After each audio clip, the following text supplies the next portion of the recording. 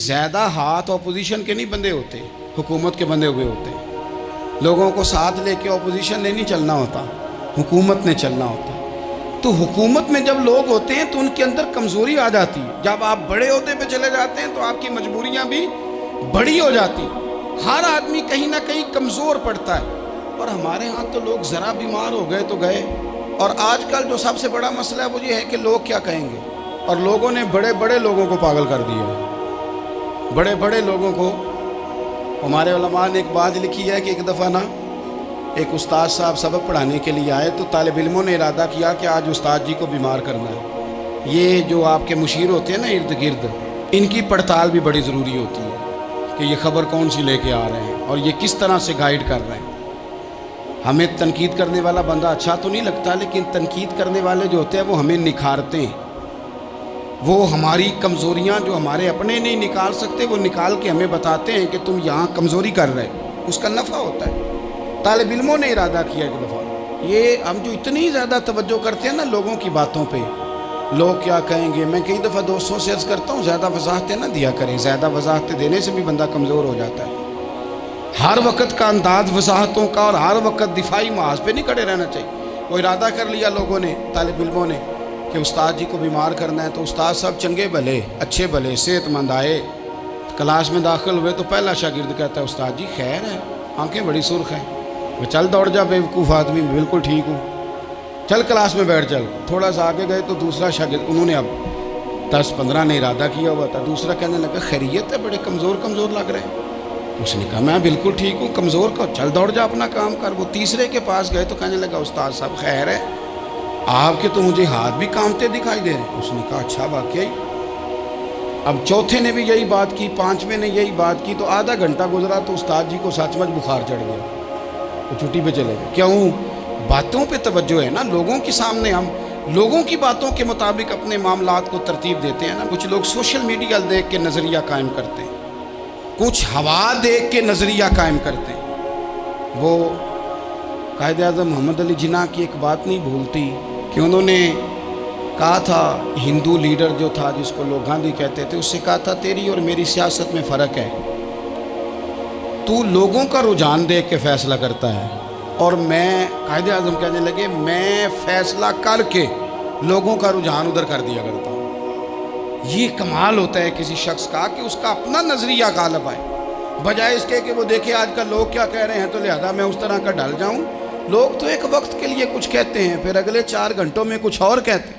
حضرت مولا علی کے مزاج میں استقامت ہے، اور جو لوگ جو بہت زیادہ پراپوگنڈا کرتے ہیں اور بہت زیادہ کسی کے بارے میں بات کرتے ہیں، ان کا وہ مزاج نہیں، ان کی وہ طبیعت نہیں، وہ اپنے حساب سے فیصلہ کرتے۔ ایک شخص تھا عمر بن عبد ود، 90 سال کا بوڑھا، لیکن جب تلوار لے کے میدان میں آتا تھا تو 1000 آدمی کے مقابلے میں لڑتا تھا، اور لوگ جگہ جگہ یہ کہتے تھے تو اس طرح ہے جس طرح عمر بن عبد ود لوگوں کو ڈراتا ہے، تو اس طرح ہو گیا۔ یہ اس کے ارد گرد کے لوگ اس کی مثالیں دیتے تھے۔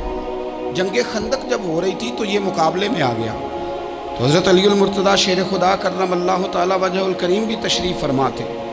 اب پورے عرب کے اندر اس کے بارے میں یہ کہا جاتا تھا کہ اس سے نہ لڑو، وہ تو خونخوار ہے، وہ تو درندہ ہے، وہ تو جنگلی شیر کی طرح آتا ہے، وہ تو کاٹ کھانے کو دوڑتا ہے، اسے کون لڑے۔ ایک خیال تھا، اور وہ پراپوگنڈا بعض اوقات اتنا زیادہ کسی کے بارے میں ہوتا ہے کہ میں بچے لوگ آتے ہیں نا بچہ دم کرانے کے لیے تو کہتے ہیں پیر صاحب بڑا ضدی ہے، کسی کی بات نہیں مانتا، باقی بچے ٹھیک تھے، یہ تو بڑا ہی نالائق نکل آیا ہے۔ تو میں کہتا ہوں کہ آپ اس کے سامنے یہ والی باتیں نہ کریں، یہ پکا ہو جائے گا کہ میں ضدی ہوں۔ تو آپ ذہن بنا رہے ہیں اس کا کہ تو اس طرح کا ہے۔ ذہن بنا دیا لوگوں نے کہ عمر ابن عبد ود کے مقابلے میں کوئی نہیں آ سکتا۔ خندق میں یہ آیا، اس نے للکارا مسلمانوں کو، آؤ وہ تمہاری جنت کدھر ہے جس کے بارے میں تم کہتے ہو کہ ہم شہید ہوں گے، تو آؤ میرے مقابلے میں نکلو۔ جب اس نے پہلی دفعہ للکارا تو ابھی بات ختم نہیں ہوئی تھی کہ مولا علی تلوار لے کے اللہ اکبر کہتے کھڑے ہو گئے۔ حضور نے فرمایا بیٹھ جاؤ، حضرت علی پھر بیٹھ گئے۔ وہ پھر پکارا اٹھو کوئی میرے مقابلے میں، تو مولا علی شیر خدا پھر کھڑے ہو گئے، پھر کھڑے ہو گئے۔ حضور نے فرمایا بیٹھ جا۔ ایک شخص نے کہا علی یہ عمر بن عبد ود ہیں، فرمایا مجھے پتا ہے۔ نہیں سمجھے آپ بات، میں آپ کو سمجھا کے لایا ہوں پیچھے سے کہ پراپوگنڈا کرتے ہیں نا لوگ، ہو آگے نہ جانا، یا کرنٹ بڑا زیادہ ہے، وولٹیج بڑے سخت ہیں، تو آگے نہ بڑھنا۔ بھئی کیا ہو جائے گا، اٹھ باندھ کمر کیوں ڈرتا ہے، پھر دیکھ خدا کیا کرتا ہے۔ حضرت علی تیسری دفعہ اس نے کہا نا ہے کوئی، تو حضرت علی پھر اٹھے۔ اب تو رسول پاک صلی اللہ تعالی علیہ وسلم نے تھپکی دی۔ بعض جگہ یہ ہے کہ حضور نے خود تلوار تھمائی، سر پہ امامہ باندھا، اور حضور نے فتح یابی کی دعا فرمائی۔ حضرت علی گھوڑے پہ بیٹھے نکلے، اور جب اس کے سامنے گئے تو جا کے کہنے لگا میرا پتہ ہے۔ حضرت علی فرمانے لگے تو اپنا چھوڑ، میرا پتہ ہے تجھے، مجھے تو جانتا ہے۔ کہنے لگا میں 1000 کے مقابلے میں اکیلا لڑتا ہوں۔ حضرت علی شیر خدا فرمانے لگے پتہ نہیں تو کن سے لڑتا رہا ہے، جانے وہ کون ہے جن سے تو لڑتا رہا ہے، وہ کون 1000 تھے جو تیرے مقابلے میں آتے تھے، پتہ نہیں تو۔ کہنے لگا میرا نام میری ماں نے عمر بن عبد ود رکھا ہے۔ فرمایا چھوڑ تو، میری ماں نے میرا نام حیدر رکھا ہے۔ کہنے لگا تیری عمر چھوٹی ہے، کوئی بڑا لا۔ فرمانے لگے یہ تو جب ہنجے میں پنجہ ملے گا تو پتہ چلے گا عمر کس کی چھوٹی ہے، ابھی تو کہانیوں سے متاثر کرنا چاہتا ہے، تو چاہتا ہے کہ تو پریشر ڈالے اور میں تیری بات سنوں، تو مقابلے میں آ، ڈینگے نہ مار، کہانیاں نہ سنا، دیواریں ہلتی رہتی ہیں اور در کانپ جاتا ہے۔ علی کا نام سن کے اب بھی خیبر کانپ جاتا ہے، تو مقابلے میں آ، تو باتیں بنا رہا ہے، کہانیاں سنا رہا ہے۔ وہ کہنے لگا تو بچہ ہے، میں چاہتا نہیں تیرا خون بہاؤں۔ تو حضرت علی کہنے لگے میں بڑے دن سے پریشان ہوں کہ کسی بے ایمان کا خون بہایا کیوں نہیں، میرا بڑا دل کر رہا ہے تیرا خون بہاؤں۔ اس نے بڑی زوردار ضرب لگائی، غصے میں اتنا پاگل ہوا، کیونکہ اس کے بارے میں معروف تھا کہ وحشی مزاج آدمی، اتنا سخت پاگل ہوا غصے میں، اس نے اپنے گھوڑے کے پیر کاٹ ڈالے، پہلے تلوار گھوڑے کو دے ماری، اس کو کاٹ کے دوڑا۔ یہ کیوں کرتے تھے لوگ، عرب کے لوگ اس وقت یہ کام کرتے تھے کہ ہم نے گھوڑا ہی مار ڈالا ہے تاکہ ہم بھاگ نہ سکیں، کہتے ہیں نا کشتیاں جلا دی ہیں کہ اب واپس جانے کا راستہ ہی بند ہو جائے، گھوڑے کے پیر کاٹ ڈالے کہ بھاگنا نہیں، اور بڑی زور سے اس نے ضرب لگائی حضرت علی پر۔ حضرت علی نے جب روکی تو وہ ڈھال ٹوٹ گئی حضرت مولا علی، اور آپ کے امامے کو اس کی تلوار بھی لگی۔ آپ نے فرمایا دکھا لیا تو نے زور، اب میری باری ہے۔ حضرت مولا علی شیر خدا کا قد بظاہر چھوٹا تھا، صحابہ کہتے ہیں ہم دور سے دیکھ رہے تھے، اللہ اکبر کہہ کے تھوڑا سا زمین سے وہ اٹھے، تھوڑا سا اٹھے، اور پھر دوبارہ نہیں انہیں تلوار چلانی پڑی، ایک ہی ضرب لگائی اور اس کے 2 ٹکڑے کر کے اسے زمین پہ پھینک دیا۔ تو عزیز دوست آپ یاد رکھیں گے اس بات کو کہ اپنی زندگی کے اندر مروب ہونا چھوڑ دیں، روب میں ہو۔ تاتاریوں نے مسلمانوں کو مروب کر لیا تھا، روب ڈال لیا تھا کہ ہم بہت بڑے لوگ ہیں، یہی آج ہمارے ساتھ بہت سارے لوگ کرتے ہیں، دلوں میں روب آ جاتا ہے، امیر رشتہ دار کا، فلانے کا، پھر وہ جو مرضی کرتا ہے۔ تاتاریوں کی ایک بی بی وہ کیا کرتی، وہ 9-10 مسلمان نوجوانوں کو سڑک پہ کھڑا کر جاتی، کہتی ادھر کھڑے ہونا، میرے آنے تک ہلنا نہ، جوان ہے لیکن روب ہے نا کہ یہ بڑے وحشی ہیں۔ وہ اکیلی بی بی اندر جاتی، تلوار لے آتی، اور وہ کھڑے ہیں، وہ بھاگے بھی نہیں، اتنا ڈر گئے، ٹانگیں کانپ رہی ہیں، بھاگنے کی بھی جرت نہیں کر رہے۔ تسلی سے گئی ہے، تلوار لے کے آئی ہے، اور اس نے 9 جوان مسلمانوں کے گلے کاٹ دیے۔ اس روب سے نکلیں باہر، نوجوانوں سے کہتا ہوں نکلو۔ اور جن لوگوں نے دنیا میں انقلاب برپا کیا وہ غریب گھروں کے تھے، وہ لوگ تھے کہ جو بازار کسی بڑے قبیلے سے نہیں تھے۔ آپ محنت کریں، تعلیم حاصل کریں، جد و جہد کریں، مشقت کریں، اپنی زندگی میں کچھ مقاصد کے حصول کے لیے آگے بڑھیں۔ اور اگر آپ کہیں کہ دائیں بائیں میرے فلاں آدمی مجھے یہ مشورہ دے رہا ہے، تو کچھ لوگ دنیا میں باتیں کرنے آئے ہیں، انہوں نے باتیں کرنی ہیں اور بڑا فائدہ ہوتا ہے، ان کو باتیں کر لینے دیں، ان کو کرتے رہنے دیں۔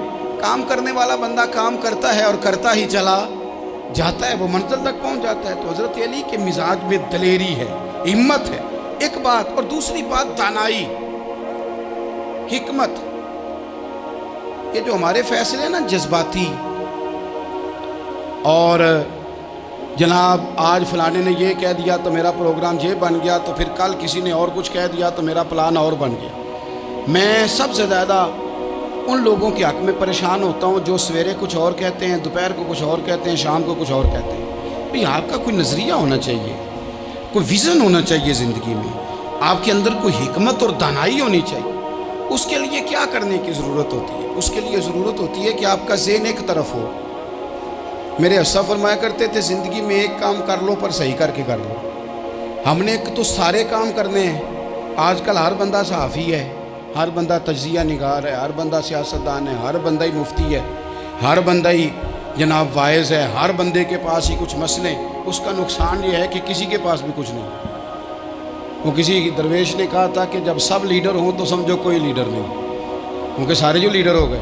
میرے عزیز، ایک طرف ذہن کو رکھیں اور اپنے اس کام میں کمال پیدا کریں۔ حضرت مولا علی شیر خدا کو اللہ نے حکمت دی تھی۔ نبی پاک صلی اللہ تعالی وسلم کے صحابی حضرت عبداللہ ابن مسعود رضی اللہ تعالیٰ عنہ فرماتے ہیں، امام ابو نعیم نے لکھا ہے کہ حضرت عبداللہ ابن مسعود فرماتے ہیں نبی پاک صلی اللہ علیہ وسلم نے فرمایا اگر حکمت کے 10 حصے کیے جائیں نا، دانائی کے 10 حصے کیے جائیں تو اس میں سے 9 حصے اللہ تعالیٰ نے حضرت علی کو عطا فرمائے ہیں، اور ایک حصہ باقی لوگوں کو ملا۔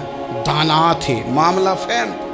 کچھ بندے بڑے منافق قسم کے تھے تو حضرت علی اذان ہو گئی تو وہ حضرت مولا علی شیر خدا کے پاس آگے، اذان ہو گئی، حضرت علی نے جماعت کرانی۔ ان کا خیال تھا کہ آج ہم نے جماعت لیٹ کرانی ہے کسی طریقے سے۔ ہم چونکہ زیادہ باتیں، میں دوستوں سے کہتا ہوں بہت زیادہ خبریں نہ دیکھا کرو، بہت زیادہ بھی چیزیں نہ سنا کرو۔ آپ تو میرے بھائی موبائل کے اندر چلے جائیں گے، پھر باہر کی دنیا تو اور ہے، تو تھوڑا باہر بھی نکلیں تصویروں سے، تھوڑا باہر بھی آئیں، دیگر معاملات بھی دیکھیں۔ ہمیں بڑے بڑے اچھے لوگ زندگی میں مل جائیں گے لیکن ہم ان کے قریب نہیں جاتے، ہم دیکھتے نہیں کہ اصل بات کیا ہے، سنی سنائی چیزوں پر زیادہ گمان کرتے ہیں۔